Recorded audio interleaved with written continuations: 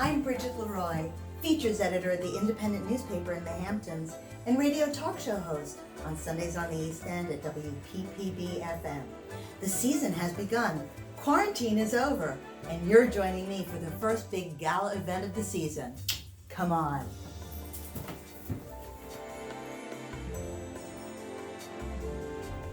Do I look okay? I'm so excited. I just love parties. God, they just come for the food. Bunch of pigs. They have the gate up. That's the VIP section. Hi, is this my table? Hi, is this table 11? Buffet line. Am I right?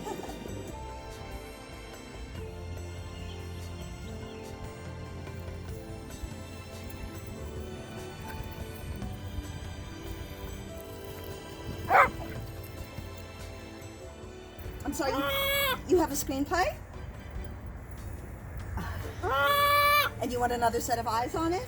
Oh my God. She never shuts up. Who sat next to her? A little bit of overcrowding here at the party. I'm not quite sure. Excuse me, sir, but I'm married. Yes, I don't mind holding your head while you vomit. Jesus Christ, I hate parties. What is this in my hair? Look at this, like a rat. Oh my God, did you see the food? I mean, it was a tiny little plate with like pellets and hay on it.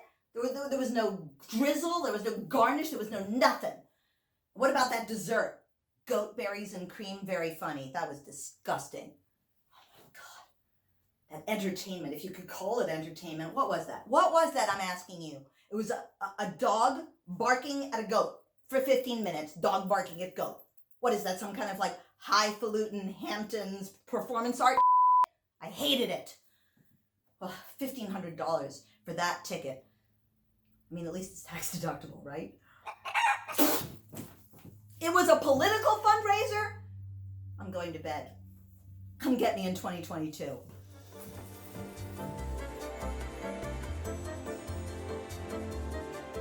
Hi.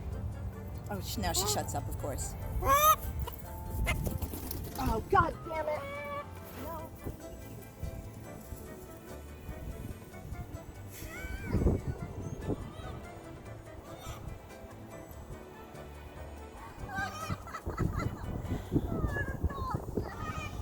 Covered with chicken shit. Hi. So, tell me what you do for a living? Okay, let's switch it from... I'm such a dork.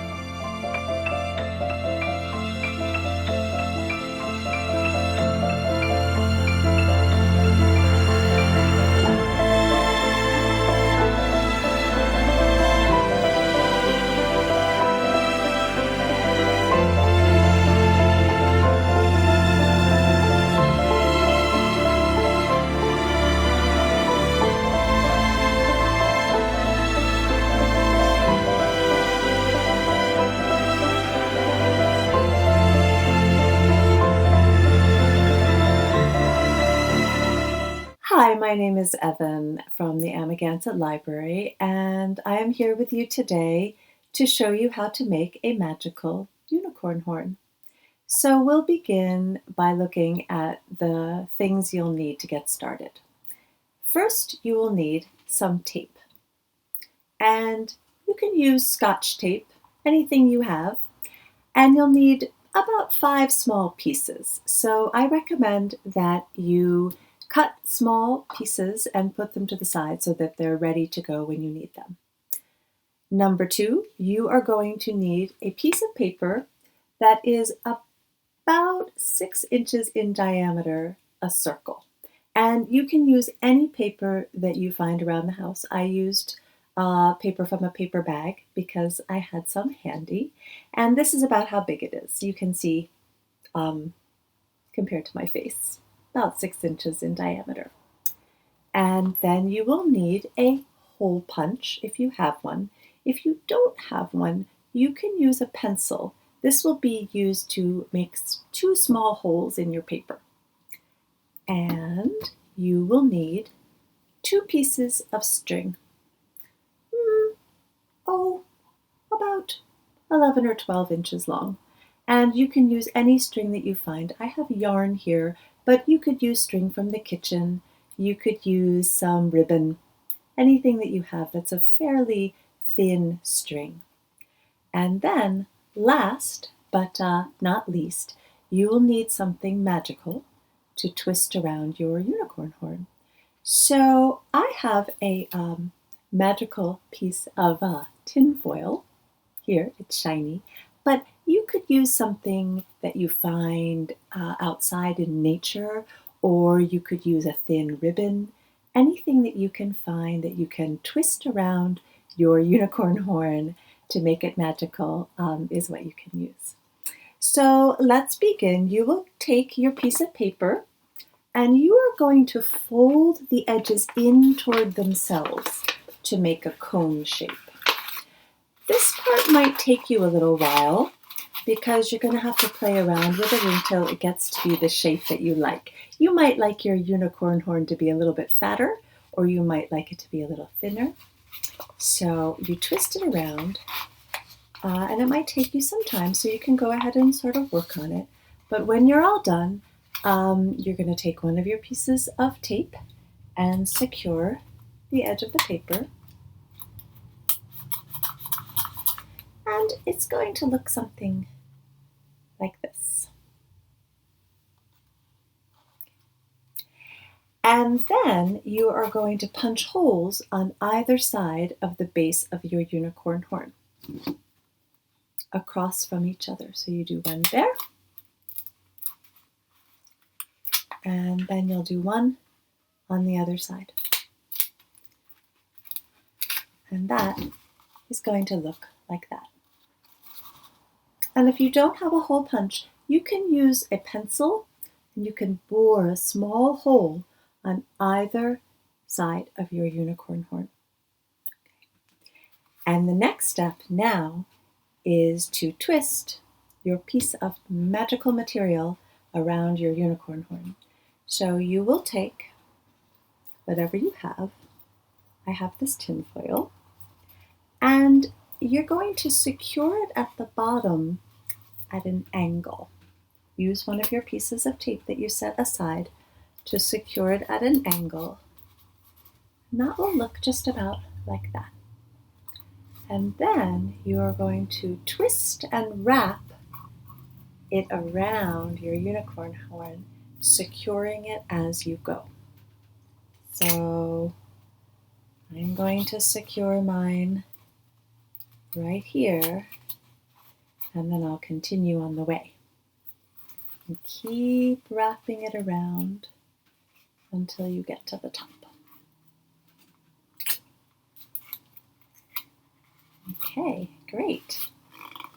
And then the last step is to put your strings on your unicorn horn. So you are going to take string number 1 and thread it through the hole, and then tie a simple double knot. So going to tie it 1 and then tie 1 more time. Otherwise it won't be secure and it'll slip out of the hole. And then you do the same thing on the other side. And in the end, you will have a unicorn horn that looks something like this. And you will be ready to put it on.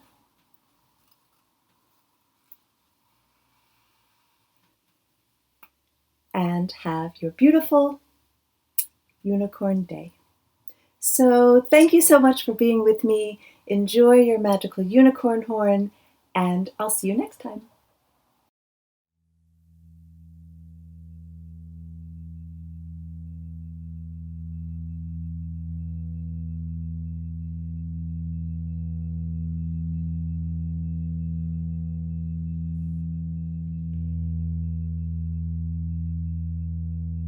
I woke up in the desert, I woke up in the plains, I woke up in the valley of the shadow of death, but I fear no evil, for thou art not with me, and I am free, 'cause I'm free to roam, and I'm free to go, to spread my wings, to be free. Complacent in Tucson where I met you by plane. Was a whirlwind, was a daydream. Sometimes everything ends up in pain, but thou art not with me, and I am free. 'Cause I'm free to roam, free to go, to spread my wings, to be free. And I'm free to roam, and I'm free to go, to spread my wings, to be free.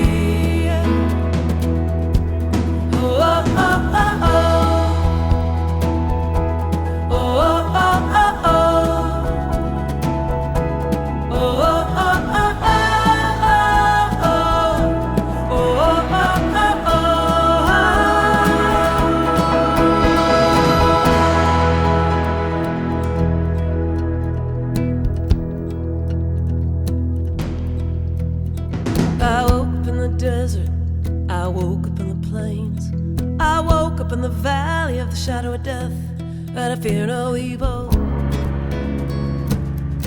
when thou art not with me, and I am free. 'Cause I'm free to roam, and I'm free to go, to spread my wings, to be free. And I'm free to roam,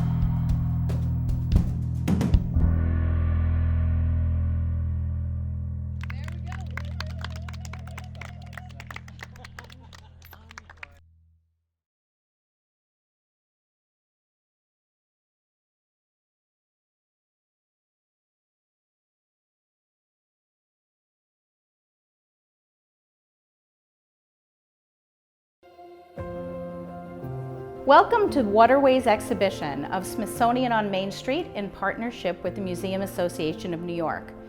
We here at East Hampton Historical Society are very excited to host this exhibit from February 29th through April 11th. I'm Maria Van, Executive Director of the East Hampton Historical Society, and today you'll be meeting Chief Curator Richard Barons, who will talk about the local water story, and Director of Visitor Experience, Marianne Howard, who will share one of the fun and exciting interactives here on site. Waterways is a really important exhibit. It gives us an opportunity to share with the public information about people's interaction with water, whether it's oceans, lakes, ponds, or streams. We're the perfect site to host this because of the beautiful area that we live in and our long history of whaling, maritime history, the Bayman, duck hunting, and many other different historical interactions with the water. In addition, there'll be some really interesting information that you'll see about how people have affected water, have harnessed its power, have used it in ritual, and much more. I'm Richard Barons, the Chief Curator at the East Hampton Historical Society. And I'm going to sort of focus on three mini exhibits which we have included in this extraordinary Smithsonian exhibit, which is about waterways in the nation. So we've done three small pictographic sort of images, little exhibits that rely on historic photographs and talk about certain areas of water as it was used late 19th century, early 20th century here in East Hampton. And one of the things that people probably don't want to think about much is the whole concept of refrigeration in the 19th century. How did our fish from Montauk get to the Fulton market? And how long was the train ride, and how fresh were the fish when they finally got there? Well, the train ride was only about 2.5 hours, probably about what it is today, or an hour and a half. But the fish often were iced in large wooden boxes. So where did that ice come from in the 1880s and 1890s? And so what we had out here is harvesting factories, companies that harvested the ice in the wintertime, stored them in dugout areas covered with straw, and then used the ice all summer to ship the fish in. And then when the winter came, they would go back harvesting again. So there's some really interesting photographs here of the Tuttle Company in Montauk, and you can see ice cutters. But of course, ice wasn't always and only worthy of interest because it could create refrigeration. It also, of course, was for fun. So we have images of ice fishing, and we also have images of ice skating. So here's an interesting combination when ice in a different state, when it's frozen, has benefits both commercially, but also just for fun. So when you think of water and you think of East Hampton, I think it's pretty weird if you don't immediately think of the beaches. So therefore, it seemed logical for us to create a mural here of antique photographs that talk about summer beach time. So we follow the beach where images here are Captain Edwards Bathing Beach in Amagansett, what is now called Atlantic Beach. Got automobiles from the 1920s parking out in front of Main Beach here in the village. You've got scenes of the beach at Amagansett again, which easy is probably Indian Wells. And then we have the Devon Club, people, looking out, fancy people looking out at the water, and you can see that there's a few boats, some kids are learning how to sail. And it's just a really wonderful collection of about 20 photographs that show you probably from about 1895 to about 1940 images of enjoying the beach in East Hampton. So as a historian, one realized pretty quickly when I first started studying particularly the early brochures in the 1880s and 90s of the Long Island Railroad, that they were promoting things that are not necessarily promoted today when it comes to tourism. They were very interested in getting people from New York to bring their bicycles out and cycle on the paths, which were stone and dirt out here. But one thing they were really interested in was duck hunting. And the millionaires had built extraordinary camps in Mid-Island for the Vanderbilts and the Whitneys. But there were a lot of other people who enjoyed duck hunting. So this thing behind me, which is about duck hunting in Montauk, has photographs from the 1890s to probably about 1960 again that show you the passion for duck hunting. You've got a wonderful picture of a black lab whose name was the King of Montauk. He was a renowned hunting dog who won lots of prizes.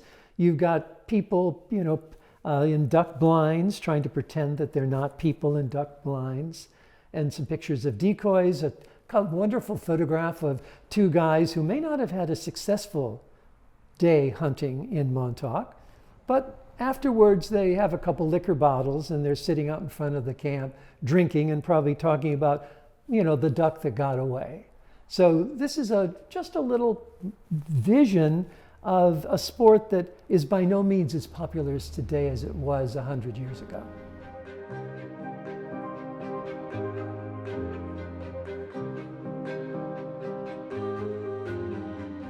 One of the most amazing facets of hosting this exhibit is that it enabled the Historical Society to enhance it with learning tools that we will be able to offer to the community after the exhibit moves on. For example, this is an augmented sandbox where we can teach various lessons about waterways, erosion, topography, you name it, all by manipulating the sand with this light projected on it. Feel free to reach out to me if you're a teacher and want to bring your class to the Society for this and various other exciting learning opportunities. Many of the products that we use every day require a significant amount of water.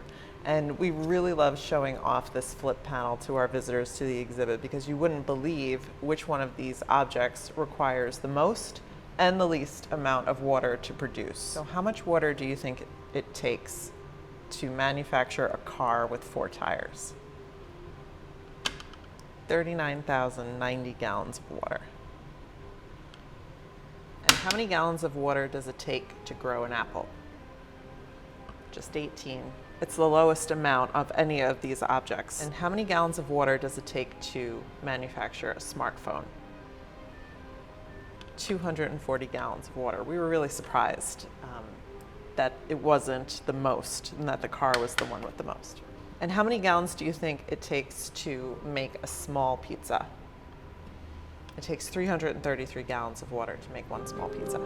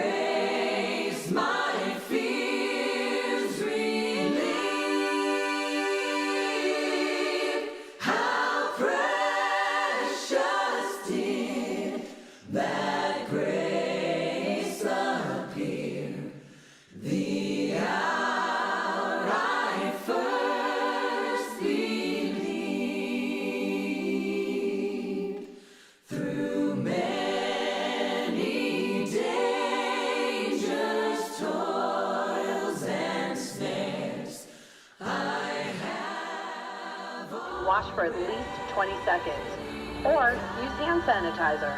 Please cover your nose and mouth with your elbow when you cough or sneeze. Let's work together to keep New York healthy.